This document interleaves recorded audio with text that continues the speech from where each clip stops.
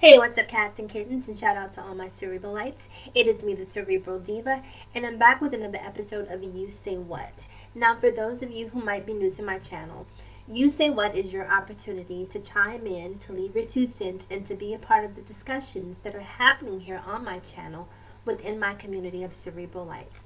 Now that we have all the formalities out of the way, let's dive right in. And before we talk, let me give you guys a little backstory in terms of what was the catalyst for me to want to broach this particular subject. So I was on YouTube today, and one of the suggestions that popped up was a video by gospel singer Leandria Johnson. Now, I'm not familiar with Leandria Johnson because, to be completely frank with you, I'm not really a huge consumer of gospel music. You know, I know people like Hera Sheard, I know Kirk Franklin, I know Yolanda Adams, I know Tonex or Tone, or there's a few gospel singers that I'm aware of. So I'm not completely oblivious to the realm of gospel music. Mary, but Leandria Johnson apparently is a very prominent figure within the world of gospel music, and she recently went on this diatribe, this tirade about the church, and essentially comparing the church to a cult, and saying that the church was not an institution for piety, but more so it was a lucrative business. And this has definitely rubbed some people the wrong way. She was actually scheduled to appear at the Essence Festival, and as a result of her voicing her feelings about the church, they canceled her from the Essence Festival. Now, let me say this too before I go any further. If you are a person who is extremely sensitive about religion, if you are a person who's extremely dogmatic, this might not be a video that you want to listen to, because I'm not. I grew up Baptist. Church every Sunday, choir rehearsals, you name it. I grew up in it. I lived it, reluctantly so. And so I just have a very different take on religion. And to be completely honest with you, I agree with the bulk of what Leandria had to say. So let me give you guys sort of an encapsulation of what she said. She basically said that the church was basically, it was about business. It wasn't really about saving souls. And I do think that if I had one criticism of Leandria, this would be it. Don't paint with a broad brush. Don't paint. You have to be careful, because there are some people out there who believe in God, who believe in the Word of God, who are doing the Lord's work as they see fit. Now, are there some charlatans out there who are out there taking advantage of people and capitalizing on the desire that people have to be a part of something, to search for salvation? Yes, there are people out there who are taking complete and total advantage of those people, and it happens every Sunday, and we all see it happen. And it's a large part of the reason why I choose not to go to church. For me, going to church, it was so much about the aesthetics, what you wore, what you drove. I remember in my grandmother's church, and I'm not sure if this is true of most churches because I haven't been in quite some time. Every week there would be a weekly program, and on the back of the program they would have the members of the congregation ranked according to how much they paid in tithes or how much they gave in offerings. So the more you gave, the higher you were on that particular ranking. And I remember being a child and flipping over the back to see where my grandparents' name fell on that list. And I think to myself now, who would do such a thing? Who would do such a thing in the name of the Lord? Why would you rank people based on what they gave? Because psychologically, it's going to trigger people, because we're naturally, as human beings, we're competitive beings, right? We want to be the best at everything. And even if that means giving tithes and offerings, we want to see our name at the head of that list. And so when I heard Leandria talk, and what she basically did was compare the church to a cult. She said it was a cult. She said that, the church was essentially the only place where you could be robbed. And I quote, "The church is the only place that you can be robbed and no one calls the police." And, obviously she means that in a figurative capacity, not literal. Because if you're giving of your own free will, you're not being robbed. You may be being induced to give or persuaded to give, but you're not being robbed. You can choose not to give if that's the choice that you make. So I do think she was a bit hyperbolic in that statement. But I get the sentiment of what she's saying. The church is the only place where you give your money of your own free will, but you're giving it with the belief that in some way, shape, or form, it's going to come back to you. Now, while I don't necessarily believe in tithes and offerings. I believe in karma. I believe the energy that you put into the world. And I'm a more spiritual person. I believe in spirituality. I believe that being a good person is innate to who I am. And so that's one of the reasons that I don't necessarily believe in the teachings of the Bible. If I'm being completely honest about how I feel, I believe that so many problems that we have in the world stem from the Bible. And not necessarily the Bible, the interpretation that many have of the Bible. There are some great things in the Bible, and there are some not so great things in the Bible. And once again, it depends on whether or not you're reading the Old Testament or the New Testament. King James Version or not. So when you really stop and listen to what Leandria is saying, what she's asking people to do is think for themselves. Church is sort of the original social media. Church is sort of the original group think, where we all think alike, we all believe the same things, and if you deviate from what we believe, then we're going to shun you and banish you because we don't want that infecting others. And so I find it so interesting that when Leandra was on her live on Instagram, people were basically saying that she lost her mind, she was on drugs, she was under the influence of alcohol, but she was clearly lucid. She was of sound mind. It didn't seem as if she was incoherent in any way, shape, or form. She seemed to have a firm grip on exactly what she was saying. Now, she was a little bit aloof, if you will, in terms of there was something she said that she saw, and whatever it was that she saw, she would not mention it specifically. Whatever it was that she saw, that had a lot to do with why she felt the way that she felt. Now, she went on later and mentioned something about an abortion, about essentially, she was pregnant at one point in time, and because she was a prominent figure within the church, the higher ups were basically sort of pushing her to have an abortion because of the optics of having her have a child out of wedlock. And to that she said, no, thank you. It's my child. She was Cheryl Pepsi Riley. Thanks for my child. I'm going to keep my baby. And there's another person, I believe, who was one of those who was influencing her to keep her child, who had an abortion. And so, or I'm sorry, sort of dissuading her from having her child who had an abortion, which, at least based on what I was able to surmise from the video, goes against what Leandria believes in. So, it's just, it's interesting to me because being black, right, being a person of color, religion is something you are indoctrinated into from a very early age. Before you can really understand religion or the concept of God, you're taught to fear it. You're taught that, the bad things that can happen if you don't believe. God was really, for me, the very first boogeyman. This was the first thing that I was terrified of. Hell was the first boogeyman for me. The devil was the first boogeyman for me because of all the things that I was taught.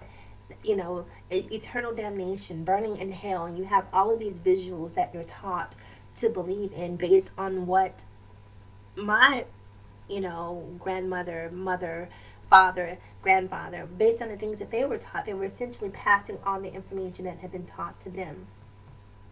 Now, when I got out into the world, when I went to college, when I began meeting other people, when I began to become more conscious and more of a free thinker, a lot of the things that I was taught began to fall away. Now, I know people will say, well, that's what happens when you become part of the secular world. It's not about becoming part of the secular world because I don't drink. I've never had a drop of alcohol in my life. I don't smoke. I've never tried marijuana. I've never used a drug. I live a pretty puritanical lifestyle overall. Pretty. I don't want to say completely, because I have my predilections as well. But I live a pretty puritanical lifestyle. And much of that, sometimes I question, do I do that because out of a desire to be healthy spiritually, emotionally, physically for myself? Or is that a part of what I was taught? That these are things that bad people do. And because bad people do them, you don't want to be a part of them. So even though I'm not a religious person, the things that I've been taught, a lot of those lessons still stay with me. They still permeate my day to day decisions, the choices I make, the relationships that I involve myself in. Religion still plays a very prominent role in how I navigate through life. But the one thing I can say is that even though I shouldn't say control, religion influences a lot of my choices. That's probably a better word choice. It definitely influences some of the things. But hearing the things that Leandria says, these are things that myself, being agnostic, that's what I consider myself. And agnostic, for those of you who are unfamiliar with that term, basically means that you don't know. I don't know if there's a God. I don't know if the Bible is correct. I don't know. And so I'm not going to live my life based on something that I cannot um, prove emphatically, that I cannot prove definitively. So I live my life just based on being a good person. And I guess being good and doing good has become my Bible. That's sort of the protocol by which I operate. Be kind to people, be considerate, do us to others as you would have them do unto you. To quote directly from the Bible. So I don't necessarily feel like I need to go to church to learn that. I don't feel like I need to pay a tithe and an offering to learn that. And when you look at these preachers, Creflo Dollars, I think a few years ago, he was soliciting money from his congregation for a private plane. If that doesn't wake people up, I don't know what to say. When you look at people like, rest his soul, but Bishop Eddie Long and the things that he did, and all of these televangelists that have fallen from grace. We see it time after time after time after time that these people are fallible beings, and that we shouldn't put all of our stock in what they believe and what they teach. If you want a relationship with God, it should be incumbent upon you as an individual to make that relationship happen, to nurture that relationship, to form that relationship. If you want to do good in the world, then do good in the world. I don't feel like you have to give 10% of what you earn to, especially like I can see giving 10% to like a small church, right?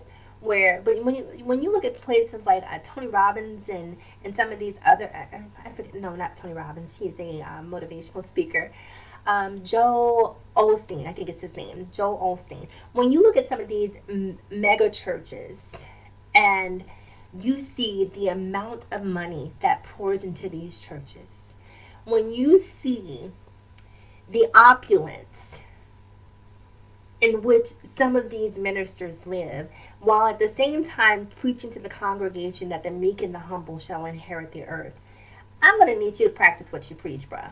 Like, you can't tell me that and you're driving a Maybach and, your 16-year-old got a Tesla. Like, I'm not trying to hear that from you about the meek and the humble, because there's nothing meek, nothing humble about the way that you live.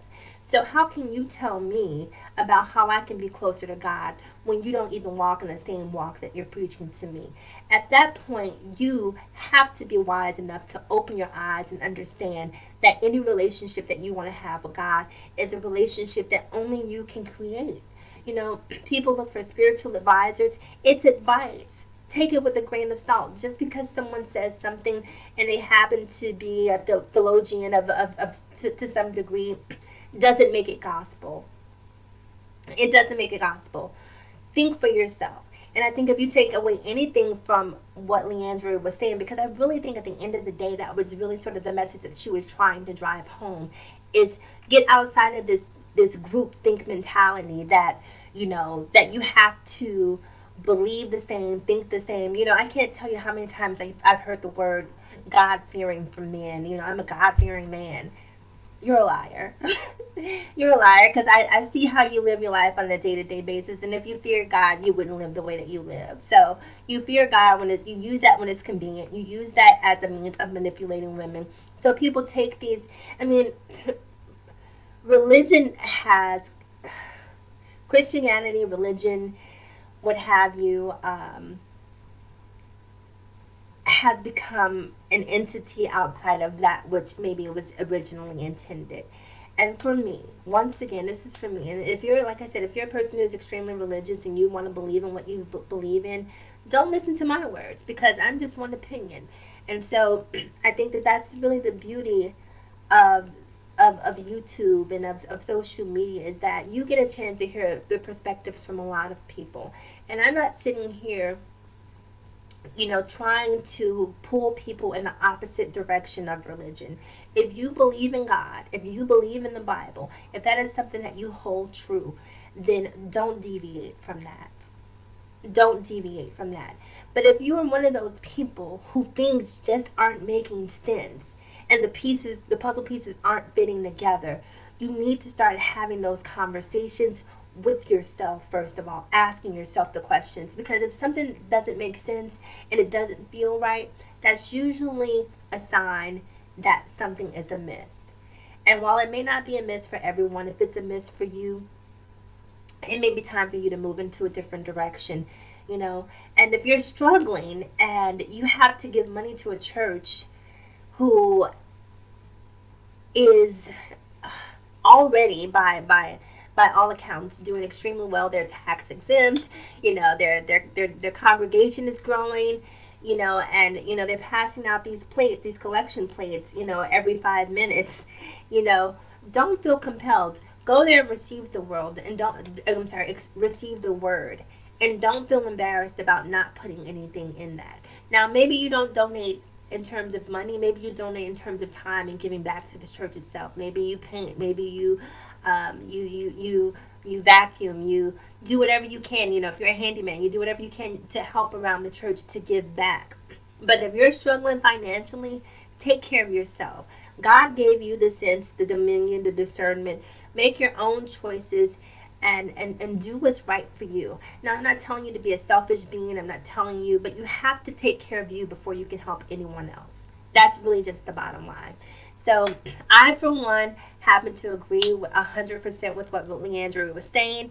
Her delivery, her branding could definitely use some work. She was a little rough around the edges, if I do say so myself. But I think that the overall message that she was delivering was a very powerful message. It's one that needs to be heard. It's one that is being quelled by other members of the church. This is why you see them kicking her off of the Essence Festival and everything. If she has a ministry, if this is her ministry, right? If this is her testimony, you believe in spreading the Lord's word, let her testify and spread her ministry the way that you would encourage anyone else to. All right, you guys. Definitely make sure you comment below. If your opinion is antithetical to mine, I'm okay with that. All I ask is that, at least if you're going to have a conversation or dialogue or talk about this, please do it in a way that is conducive to a conversation, conducive to understanding. If not, I'll just block you. With that being said, you guys, remember to live better, love harder, and think smarter. Remember to like, comment, subscribe, and share, and also turn on those notifications. With that being said, this is me, the Cerebral Diva, and I will talk to you guys again soon. Have a blessed day. Bye-bye.